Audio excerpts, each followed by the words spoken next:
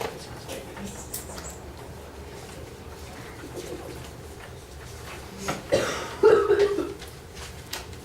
name is Ethan Duffy, and I will be refuting the claims that Ryan has made regarding banning smoking in apartments. First, he brings up the idea that secondhand smoking is very dangerous. For people who are not smoking, secondhand smoke is something that affects them, even though it's smoke that comes from the user's mouth. Although someone's not smoking, they inhale someone else's smoke. He claims that secondhand smoke is dangerous at any level. He got this from the U.S. Attorney General. However, a federal judge in North Carolina has declared that a 1993 Environmental Protection Agency study overstated the proven link between secondhand smoke and cancer. Secondhand smoke is in fact one of 40 contributing factors to cancer. And in many other diseases, it is one of 600 or 400 or 25 contributing factors. So it's hard to say how much secondhand smoke actually affects these other diseases. Furthermore, the EPA's analysis was based on 11 U.S. studies that examined the risks of contracting lung cancer to non-smoking spouses married to smokers, which is completely different from smoking in your apartment and having someone else in their apartment next door to you inhaling that secondhand smoke. It's a much closer proximity. And in fact, most of these studies were based on surveys that were done after the fact, after they were done on people who had lung cancer and people who did not have lung cancer, years after their exposure. People with lung cancer were asked to remember exactly how much smoke they had been exposed to. People without lung cancer were also asked to remember exactly how much smoke they had been exposed to. These kinds of studies are liable to recall bias, which is a kind of confirmation bias.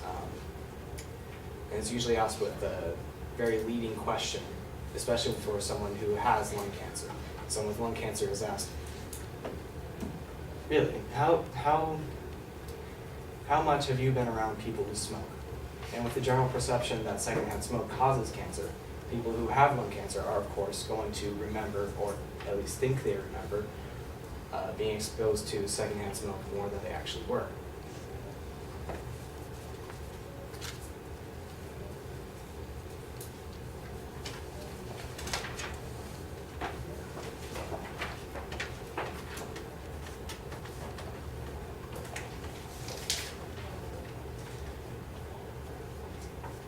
Further, secondhand smoke may not even be a factor in the future.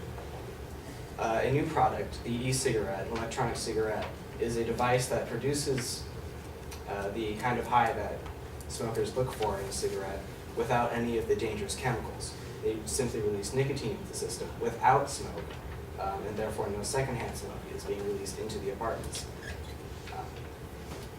While e-cigarettes used to represent only 0.5% of the smoking industry's profits. Last year that doubled to $1 billion, or 1% of the entire smoking industry's profits, and is projected to triple to $3 billion of the smoking industry's profits.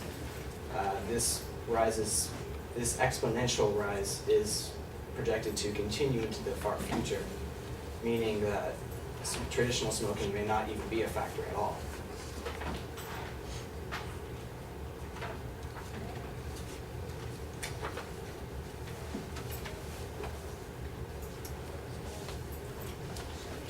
Then my opponent brings up the claim that people do not like living in apartments where there is smoking.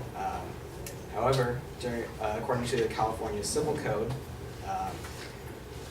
something else he brings up, a landlord who exercises the authority provided in Subdivision A to prohibit smoking shall be subject to federal, state, and local requirements governing changes to the terms of release or rental agreement for tenants who with leases or rental agreements that are in existence at the time that the policy limiting or prohibiting smoking is adopted.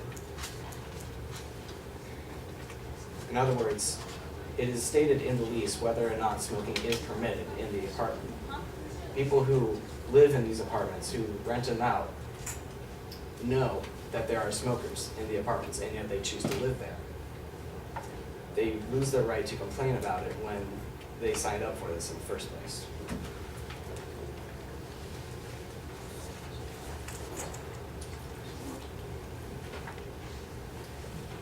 that does not even begin to address the privacy issues that we have here. Smokers have the right to smoke in their own home. According to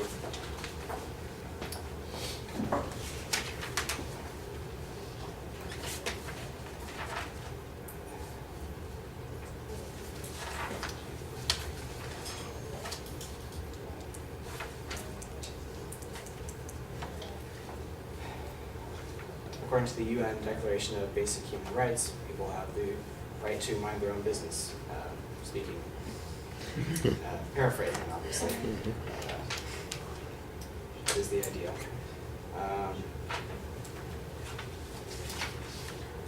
Furthermore, banning smoking in the home brings up this slippery slope argument. If we pass laws forcing smokers to change their behavior for their own good, we need to ask, where do we stop? Do we pass laws against smoking in private homes, against frying food indoors, which also releases carcinogens into the air due to burning or just fatty acids floating in the air? Eating the wrong kinds of food, eating too much, exercising too little. Are we supposed to ban all this too?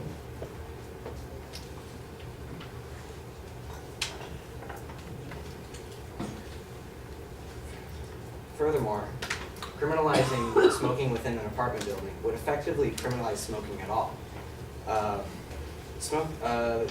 The amount of regulations in California regarding smoking are enormous. First, as you mentioned, smoking is already prohibited in all public spaces, including enclosed places, workspaces in California, including restaurants and bars, exempting only a few areas such as parties or meeting rooms where food and drinks are served, or very large warehouses where very few people are working. On top of that, there's the no smoking in front, 25 feet away from these entrances of these buildings, public parks, leaving very few places for smokers to enjoy their habit at all. Thank you.